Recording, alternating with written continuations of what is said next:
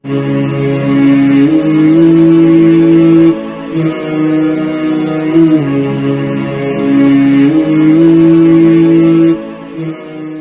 علیکم ورحمۃ اللہ وبرکاتہ۔ نحمدہ ونصلی علی رسولہ الکریم، اما بعد۔ لقد کان لکم فی رسول اللہ اسوۃ حسنہ، صدق اللہ العظیم۔ اللہم صلی علی محمد وعلی آل محمد کما صلیت علی ابراہیم وعلی آل ابراہیم انک حمید مجید۔ اللہم بارک علی محمد وعلی آل محمد کما بارکت علی ابراہیم وعلی آل ابراہیم انک حمید مجید۔ مجھے امید ہے کہ آپ تمام ساتھی خیر و عافیت سے ہوں گے، اور کل رات آپ کے سامنے کلاس نہیں آ سکی۔ وجہ اس کی ہے کہ ہمارے یہاں پاور کٹ، لائٹ وغیرہ کا جو ہے معاملہ تھا، لائٹ نہیں تھی، جس کی وجہ سے جو ہے وہ سبق نہیں ہو سکا بر وقت۔ تو اب یہ صبح آپ کے سامنے کلاس آئے گی۔ ابھی ہم رات کو بیٹھ کر، یہ میرے ساتھی اور میں ابھی رات کو بیٹھ کر جو ہے اس کو کلاس کو کر رہے ہیں، اور 3:30 بج رہے ہیں صبح کے۔ تو ذہن میں یہی تھا کہ بس چھٹی نہ ہو، کیونکہ پیچھے بھی ایک چھٹی ہو گئی اور پھر مزید چھٹیاں، تو پھر مزہ نہیں آتا پڑھنے پڑھانے میں۔ تو لہٰذا ذہن میں یہی بات تھی کہ چھٹی نہ ہو، لیکن اب چونکہ کل کلاس کا نہ ہونا ہمارے ہاتھ میں نہیں تھا، مجبوری تھی، لہٰذا اب یہ کلاس جو ہے مجھے امید ہے صبح تک آپ کے پاس پہنچے گی۔ یہ لگا دیں گے ساتھی جتنے بھی ہیں۔ چلیے زیادہ وقت ضائع نہ کرتے ہوئے میں سیدھی بات پر جو ہے اپنی بات پر آتا ہوں۔ دیکھیے، گزشتہ نشست میں معراج پر بات ہوئی تھی، یعنی کہ وہ سفر جو نبی کریم صلی اللہ علیہ وسلم نے آسمانوں کی طرف فرمایا۔ پھر اس سے آپ واپس آئے تو لوگوں نے مذاق اڑانا شروع کر دیا، باتیں بنانی شروع کر دی۔ نبی کریم صلی اللہ علیہ وسلم سے سوالات پوچھے، بیت المقدس کیسا ہے، کھڑکی دروازے کیسے ہیں۔ اللہ تعالیٰ نے بیچ سے سارے واسطے ہٹا دیے اور بیت المقدس کو نبی کریم صلی اللہ علیہ وسلم کے سامنے کر دیا، اور آپ صلی اللہ علیہ وسلم نے ان کے تمام سوالوں کے جواب بیت المقدس کو دیکھ کر کے دیے۔ دوسرا معاملہ یہ ہوا کہ انہوں نے ایک نشانی اور پوچھی، اللہ کے رسول نے پھر بتا دیا کہ شام سے قافلہ جو ہے، تجارتی قافلہ، وہ واپس آ رہا ہے، اور وہ فلاں ٹائم پر بدھ کے دن شام ہونے سے پہلے پہنچ جائے گا، مطلب سورج ڈوبنے سے پہلے پہنچ جائے گا۔ تو ان لوگوں نے جو ہے کھڑے ہو کر کے اس قافلے کا انتظار کرنا شروع کر دیا، اور سورج ڈوبنے کے قریب ہو گیا، اس قافلے کو کسی وجہ سے دیر ہو گئی، تو نبی کریم صلی اللہ علیہ وسلم نے اسی موقع پر ہاتھ اٹھا کر دعا فرمائی، تو سورج رک گیا۔ سب لوگوں نے اپنی آنکھوں سے دیکھا، سورج ٹھہر گیا، بہت دیر تک ٹھہرا رہا، یہ معجزہ بھی دیکھا۔ اور جب قافلہ پھر اندر آیا ہے، مکے کے اندر داخل ہوا ہے، پھر وہ سورج ڈوبا ہے، تو ان لوگوں نے یہ کہنا شروع کر دیا، خدا کی قسم محمد تم پکے جادوگر ہو، تم نے جادو کر دیا، تم نے جادو کر دیا، معاذ اللہ معاذ اللہ۔ اور ایک واقعہ اور ہوا کہ نبی کریم صلی اللہ علیہ وسلم معراج سے واپس آنے کے بعد، کیونکہ صبح اللہ کے رسول نے لوگوں کو بتایا، لیکن ایک موقع ایسا ہوا کہ حضرت ابوبکر صدیق رضی اللہ تعالیٰ عنہ سے ملاقات نہ ہو سکی۔ تو ان لوگوں نے جو اس قسم کی باتیں کرتے تھے اور موقع کی تلاش میں رہتے تھے، انہوں نے ابوبکر صدیق کے پاس جا کر پہلے ہی یہ کہنا شروع کر دیا کہ بھئی تمہیں معلوم ہے تمہارے ساتھی کیا کہہ رہے ہیں، کہ کیا کہہ رہے ہیں؟ وہ تو یہ کہہ رہے ہیں کہ رات کو آسمانوں پر گئے ہیں، اللہ تعالیٰ سے ملاقات ہوئی اور نمازیں لے کر کے آئے ہیں، اور جنت دیکھی اور جہنم دیکھی، اور بیت المقدس تک گئے اور پھر واپس آ گئے، اور یہ سب ایک رات کے اندر ہو گیا۔ ابوبکر صدیق رضی اللہ تعالیٰ نے بغیر ٹھٹکے، بغیر سوچے، بغیر وقت لیے، بغیر ایک لمحہ ٹیر کیے، فوراً یہ کہا کہ آمنا، مطلب میں ایمان لایا، واقعی وہ جو کہہ رہے ہیں وہ صحیح کہہ رہے ہیں۔ نبی کریم صلی اللہ علیہ وسلم نے اس سے بڑی باتیں ہم سے کہی ہیں، ہم تو اس پر بھی ایمان لے آئے، یہ تو کچھ بھی نہیں ہے، ہم اس پر بھی ایمان لاتے۔ کہتے ہیں کہ ابوبکر صدیق رضی اللہ تعالیٰ عنہ کا بغیر جھجکے، بغیر ٹھٹکے، بغیر کچھ سوچے آپ صلی اللہ علیہ وسلم کے سفر معراج کی تصدیق کر دینا، یہ بہت بڑی بات تھی، اور اسی بات کے اوپر حضرت ابوبکر کو صدیق کا لقب ملا ہے۔ صدیق یہاں سے ملا ان کو صدیق کا لقب۔ تو یہ جو سارے واقعات ہوئے ہیں، معراج کا جو واقعہ ہوا ہے خاص طور سے یہ 10 نبوی کا ہے، طائف سے واپس آنے کے بعد، کیونکہ اس 10 نبوی کے اندر جو 2-3 چیزیں ہوئی ہیں وہ میں نے آپ کے سامنے رکھ دی۔ حضرت خدیجہ کا انتقال، ابو طالب کا انتقال، طائف کے سفر کا قصہ، اور اس کے بعد معراج کا واقعہ۔ اب بات اس سے آگے چلتی ہے، اور آگے جو بات آتی ہے وہ ہجرت پر آتی ہے، ہجرت کے اوپر بات شروع ہوتی ہے۔ یہاں سے ہجرت کے جو ہے معاملات شروع ہو جاتے ہیں، ہجرت کے مراحل شروع ہو جاتے ہیں، اور نبی کریم صلی اللہ علیہ وسلم کے لیے ہجرت کی تیاری اور اسباب ایک طریقے سے کہہ سکتے ہیں وہ ہو جاتے ہیں۔ مسئلہ یہ ہوا 11 نبوی میں، 10 نبوی میں تو یہ معاملات ہوئے، نبوت کے 10ویں سال، نبوت کے 11ویں سال نبی کریم صلی اللہ علیہ وسلم سے کچھ معاملات ایسے ہوئے کہ لوگ جو ہیں حج کے لیے آتے تھے، ساری دنیا سے لوگ کھچ کر کے بیت اللہ کا حج کرنے آتے تھے۔ یہ بات یاد رکھیے گا کہ حج نبی کریم صلی اللہ علیہ وسلم کے مبعوث ہونے سے پہلے، نبوت سے پہلے بھی تھا، اگرچہ اس کی شکل و صورت بدل گئی تھی، اس کا حلیہ بدل دیا گیا تھا، اور کچھ رسم و رواج کا نام، کچھ نقل و حرکت کا نام انہوں نے حج رکھا ہوا تھا، اور کچھ چیزوں کو اپنی طرف سے شامل کر کے اس کو حج کہتے تھے۔ مثال کے طور پر بیت اللہ کا ننگے ہو کر حج کرنا بڑے تقوی کی بات سمجھی جاتی تھی، اسی طریقے سے قریش نے ایک چیز اپنے لیے خاص کر لی تھی، وہ یہ کہ جتنے بھی لوگ حج کرنے کے لیے باہر سے آئیں گے وہ عرفات ضرور جائیں گے، لیکن جتنے قریشی ہیں وہ عرفات کی حاضری نہیں دیں گے۔ قریش کی خاصیت سمجھی جاتی تھی، قریش کی برتری سمجھی جاتی تھی کہ قریش کے لیے عرفات جانا کوئی ضروری نہیں ہے۔ اللہ تبارک و تعالیٰ نے قرآن مجید میں ان لوگوں کی اس غلط فہمی کو دور فرمایا اور بتا دیا کہ حج تو نام ہی عرفات کا ہے، عرفات جائے بغیر کسی کا حج نہیں ہوگا۔ اگر کوئی شخص حج کے سارے کام کر لے اور حج اور عرفات کی حاضری سے محروم رہ جائے تو اس کا حج نہیں ہوگا۔ یہی وجہ ہے کہ آج بھی اگر کوئی شخص کوئی حاجی کمزوری کی وجہ سے یا بیماری کی وجہ سے جو ہے عرفات نہیں پہنچ پاتا اور ہاسپٹل وغیرہ جانے کی نوبت آ جائے تو کیا کرتے ہیں وہاں کے لوگ اس کو اسی وقت جو ہے وہ لے کر کے جاتے ہیں اور اس کی حاضری لگواتے ہیں، اٹینڈنس لگواتے ہیں اس کی، وہاں عرفات لے جا کر کے کچھ دیر کے لیے لے جائیں لیکن لے کے ضرور جاتے ہیں، چاہے ویل چیئر پر لے کر جائیں، اور پھر اس کے بعد اس کو واپس کا ٹریٹمنٹ شروع کر دیتے ہیں، کیونکہ ان لوگوں کو معلوم ہے اتنا خرچہ، اتنا محنت، اتنی جو ہے مشقت آدمی کیوں برداشت کر رہا ہے حج کے لیے، اور حج عرفات جائے بغیر ہوگا نہیں، لیکن قریش نے خاص کر رکھا تھا، اللہ تعالیٰ نے اس کو ختم کر دیا۔ تو بہرحال جیسی بھی جو ہے رسم تھی، رسم و رواج تھی، جو بھی تھا یہ، لیکن حج تھا اور لوگ بیت اللہ کا حج کرنے کے لیے آتے تھے۔ اسی سے قلعہ ابراہ نے جو ہے اس کو توڑنے کی بھی کوشش کی تھی۔ تو حج کا موقع نبی کریم صلی اللہ علیہ وسلم کے لیے بڑا خاص ہوتا تھا، اور آپ صلی اللہ علیہ وسلم اس جو ہے موقع پر جو یہ سمجھتے تھے، غنیمت سمجھتے تھے کہ لوگ باہر سے آئیں گے حج کرنے کے لیے، تو یہ وہ موقع ہے کہ جب لوگوں کو اپنے دین کی بات بتائی جائے، لوگوں کو دعوت دی جائے۔ اور نبی کریم صلی اللہ علیہ وسلم سے اس موقع پر یہ 11 نبوی جو چل رہا ہے، اس میں بہت سارے لوگوں کو دعوت دینا اور ان سے بات چیت کرنا ثابت ہے۔ مثال کے طور پر کچھ لوگ نبی کریم صلی اللہ علیہ وسلم حج کے لیے آئے ہوئے تھے، تو اللہ کے رسول نے ان لوگوں سے خطاب فرمایا اور ان کو دعوت دی، تو سن کر ان لوگوں نے یہ کہا کہ اچھا ہم آپ پر ایمان لاتے ہیں، لیکن ایک شرط ہے۔ پہلی بات تو یہ یاد رکھیں کہ ایمان کے لیے شرطیں نہیں چلتی، لیکن ان لوگوں نے رکھی، کہنے لگے کہ شرط یہ ہے کہ آپ کے بعد جب کبھی بھی آپ اس دنیا سے پردہ فرمائیں یا رسول اللہ آپ کے بعد خلافت ہمیں ملے۔ تو نبی کریم صلی اللہ علیہ وسلم نے فرمایا خلافت تو اللہ تعالیٰ کا فضل ہے، اللہ جس کو چاہے دے، میں وعدہ تو نہیں کر سکتا، میرے ہاتھ کی، میرے بس کی تو چیز نہیں ہے، میرے اختیار کی تو چیز نہیں ہے۔ تو لہٰذا ان لوگوں نے کہا کہ ابھی آپ کو اور آپ کے لوگوں کو آپ کی قوم ستا رہی ہے، آپ کی جان پر بنائی، اور کوئی سہارا دینے والا آپ کو نہیں ہے، ان حالات میں آپ کو سہارا ہم دیں، اور جب کل کو خلافت ملنے کا وقت آئے تو اللہ تعالیٰ کا فضل ہے، اللہ جس کو چاہے دے، لہٰذا ہم تو ایسے آپ کا تعاون نہیں کرتے، ہم تو ایمان نہیں لاتے۔ ان کی قسمت میں نہیں تھا، ان لوگوں نے اس طریقے کی باتیں کی، اللہ تعالیٰ نے محروم کر دیا۔ قبیلہ بنو شیبان کچھ لوگ آئے ہوئے تھے حج کرنے کے لیے، اللہ کے رسول نے ان سے بات کی، ان کو دعوت دی، ان لوگوں نے بڑی تسلی سے اللہ کے رسول کی بات سنی، لیکن سننے کے بعد کہنے لگے کہ بات دراصل یہ ہے کہ ہم نے کسریٰ والوں سے، کسریٰ جو فارس کی ایک بہت بڑی طاقت تھی، ان لوگوں سے ہم نے جو ہے حلف کیا ہوا ہے، ہم ان کے حلیف ہیں، اور اگر ہم آپ پر ایمان لاتے ہیں تو ہم سے ان کی ناراضگی ہو جائے گی، اور وہ اتنے طاقتور ہیں، کیونکہ آج جیسے امریکہ ہے، چائنا ہے، اس طریقے سے جو ہے وہ سپر پاور تھا کسریٰ، تو اگر ہم آپ پر ایمان لاتے ہیں، بات آپ کی صحیح ہے اور آپ کی بات ماننے کا دل بھی چاہ رہا ہے، لیکن آپ پر ایمان اس لیے نہیں لا سکتے کہ اگر ہم ایمان لائیں گے تو کسریٰ والوں کا جو ہے ہمیں وہ کرنا پڑے گا، ان کی ناراضگی مول لینی پڑے گی، اور شاید یہ تھے بھی اسی علاقے کے۔ تو نبی کریم صلی اللہ علیہ وسلم و نبی کریم صلی اللہ علیہ وسلم کو ان کی یہ صاف گوئی پسند آئی، ان کا سچ بولنا، حق بولنا پسند آیا، لیکن آپ نے فرما دیا کہ جس کسریٰ کے ڈر سے تم ایمان نہیں لا رہے وہ بھی ایک دن انشاءاللہ میرے خدام کے جو ہے ہاتھوں میں فتح ہوگا، آپ نے فرما دیا تھا اس بات کو۔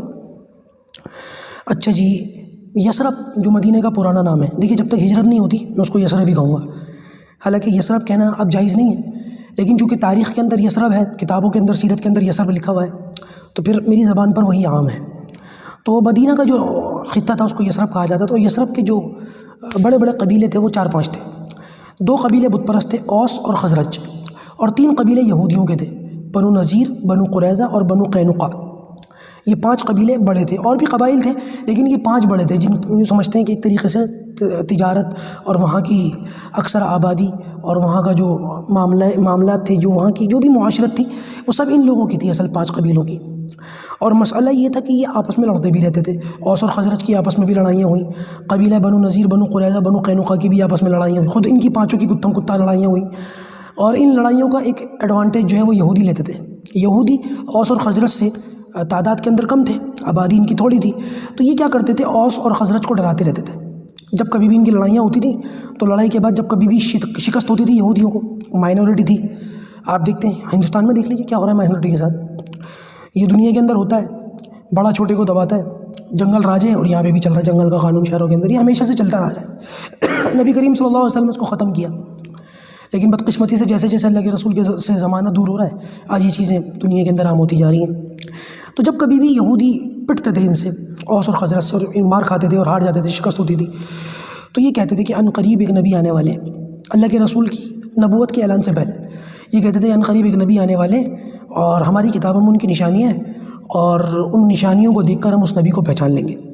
اور ابھی جتنا تم ہمیں پریشان کرتے ہو وہ نبی ہوں گے، اللہ والے ہوں گے، تو اللہ تعالیٰ کی مدد ان کے ساتھ ہوگی، ہم ان پر ایمان لائیں گے اور ان کا تعاون کریں گے، اور جب ہم ان پر ایمان لائیں گے اور ان کے پیچھے ہو جائیں گے تو ان کے ساتھ مل کر اللہ تعالیٰ کی غیبی مدد کو اپنے ساتھ لے کر ہم تمہاری اینٹ سیٹ بجا دیں گے۔ یہ اوس اور خزرج کو یہودی دھمکیاں دیا کرتے تھے، تو اس دھمکی کو سن کر اوس اور خزرج ڈر جاتے تھے، کیونکہ جانتے تھے یہ آسمانی مذہب والے ہیں، تورات ان کے پاس، یہ نبیوں والی قوم ہے، یہ بت پرست تو تھے لیکن ان کی باتوں کو صحیح سمجھتے تھے اور ان کی باتیں صحیح بھی ہوتی تھی نبی کریم صلی اللہ علیہ وسلم کو لے کر کے، اور بعض مرتبہ یہ ڈرانے کے لیے آپ صلی اللہ علیہ وسلم کی نشانیاں بھی بیان کر دیا کرتے تھے، وہ ایسے ہوں گے، یہ قد ہوگا، رنگ ایسا ہوگا، چہرہ ایسا ہوگا، بال ایسے ہوں گے، اس طریقے کی باتیں، کیونکہ تورات اور انجیل کے اندر نبی کریم صلی اللہ علیہ وسلم کی نشانیاں وضاحت کے ساتھ موجود ہیں۔ تو یہ لوگ اللہ کے رسول صلی اللہ علیہ وسلم کا نام لے کر کے اوس اور خزرج کو ڈراتے رہتے تھے۔ اچھا جی، جب اوس اور خزرج حج کرنے کے لیے پہنچے مکہ کے اندر تو نبی کریم صلی اللہ علیہ وسلم نے ان کو دعوت دی، اپنی نبوت کا اعلان کیا اور ایک اللہ کی طرف بلایا، بت پرستی سے بیزار رہنے کی ان کو دعوت دی۔ تو اوس اور خزرج نے یہ سوچا کہ یہ وہ نبی تو نہیں ہے جن کا نام لے کر کے یہودی بنو قریظہ، بنو نذیر، بنو قینقاع میں ڈراتے رہتے ہیں، اگر ایسا ہے یہ وہ نبی اور یہ آ گئے ہیں،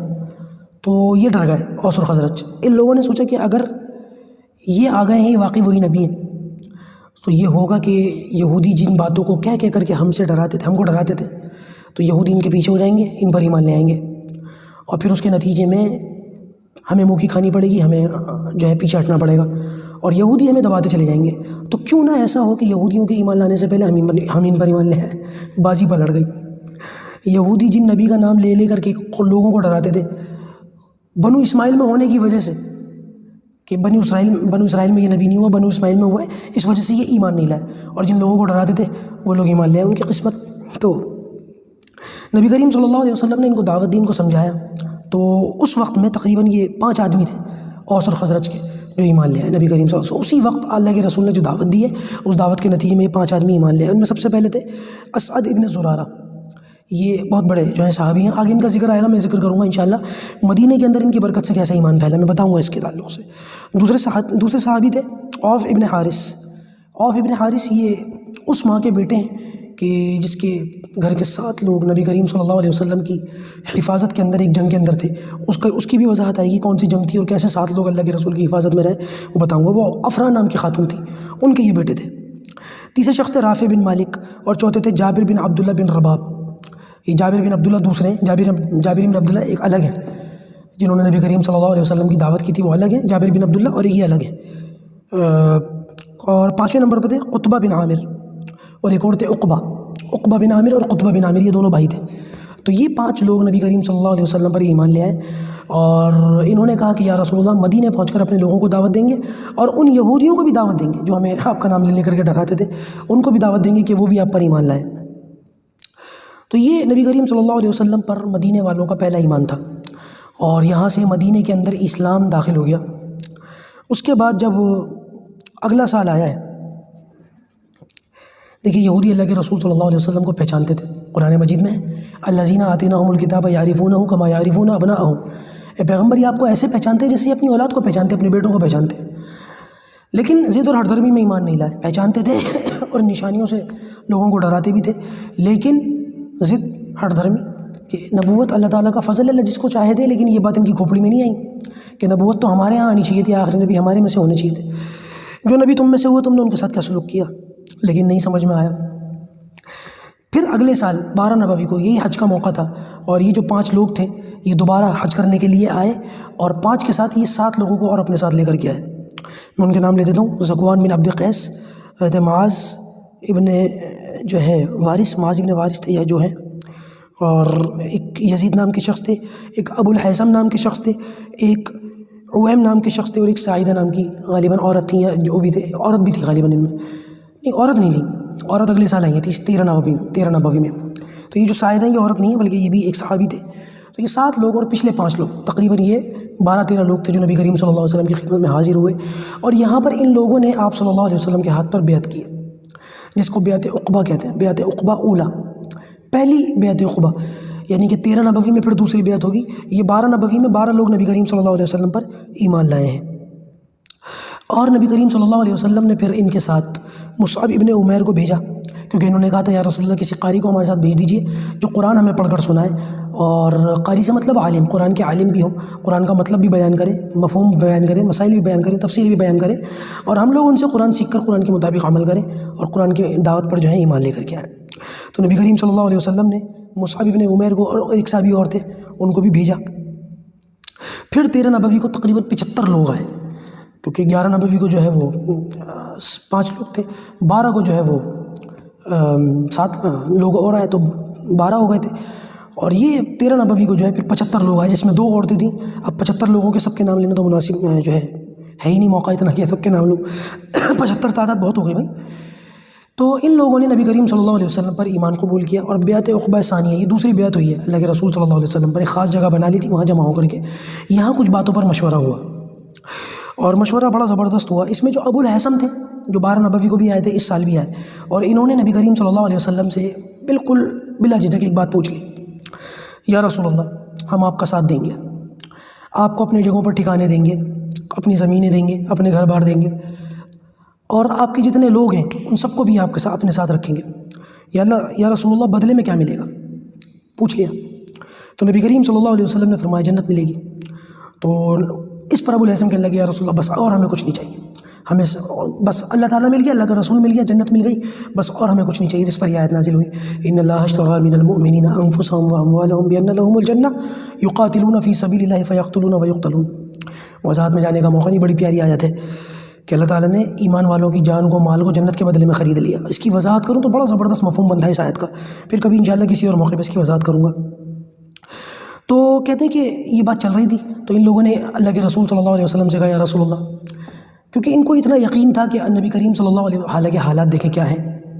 کہ قوم نے پریشان کر دیا ہے، سہارے ختم ہو چکے ہیں، جینے مرنے کی نوبت بالکل آ چکی ہے، بالکل آخری مرحلے پر لیول پر بات آ چکی ہے، آپ پر ایمان لانے والوں کو ستایا جا رہا ہے، ترسایا جا رہا ہے، مارا جا رہا ہے، پیٹا جا رہا ہے، جان تک سے مار دیا گیا، اور اتنی بری حالت میں ان مدینے والوں کو یقین ہے کہ یہ اللہ کے رسول ہیں، تو ان پر ضرور بالضرور اللہ تعالیٰ اپنی مدد فرمائے گا، اور یہ ضرور بالضرور ایک دن کامیاب ہوں گے، اور سب کچھ جو ہے فتح کر لیں گے، اور ان کے ہاتھ پر ہر چیز فتح ہو جائے گی۔ تو اس موقع پر ان لوگوں نے سوال کیا یا رسول اللہ، کل کو ایک تو انہوں نے ابو الحسن نے سوال کیا،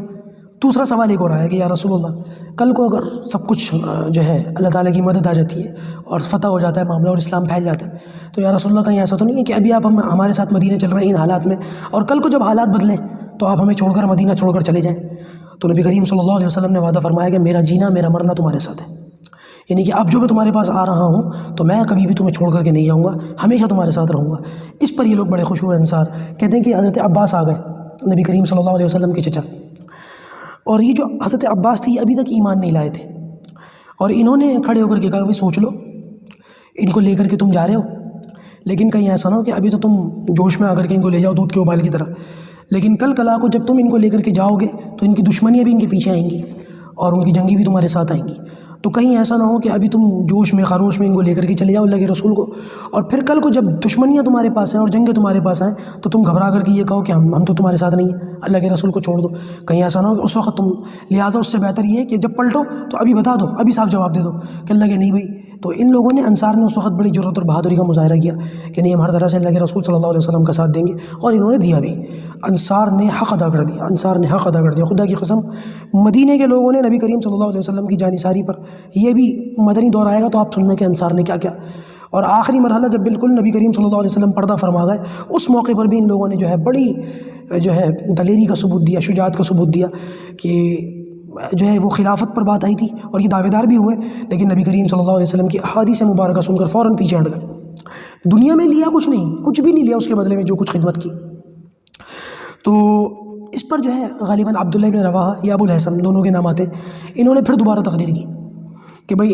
عرب و عجم کی دشمنیاں لے کر کے جا رہے ہو، ان کو لے کر تو جا رہے ہو لیکن عرب و عجم کی دشمنیاں ساتھ لے کر کے جا رہے ہو، اور اگر ان کو لے کر کے گئے اور دشمنیاں آ گئیں اور پھر تم نے گھبرا کر کے ان کا ساتھ چھوڑ دیا تو یاد رکھنا کہ پھر اللہ تعالیٰ کا عذاب آ جائے گا تم پر، اور اللہ تعالیٰ ایسا زبردست عذاب نازل کرے گا تمہیں صفحہ ہستی سے مٹا دے گا۔ لیکن ان باتوں کا ان کے اوپر کوئی اثر نہیں ہوا، اور نبی کریم صلی اللہ علیہ وسلم کو لے کر کے بہرحال یہ تیار ہو گئے، اور مدینہ کے اندر باقاعدہ اسلام جو ہے پھیلنے لگا، بہت، کیونکہ 75 لوگ تو یہاں آئے تھے حج میں، اور مدینے کے اندر ان لوگوں کی دعوتوں 2-3 سال کی محنت سے مدینے میں اچھا خاصا اسلام رچ بس گیا، پھل پھول گیا، اور نبی کریم صلی اللہ علیہ وسلم کے کلمے کی محنت وہاں تک جا پہنچی۔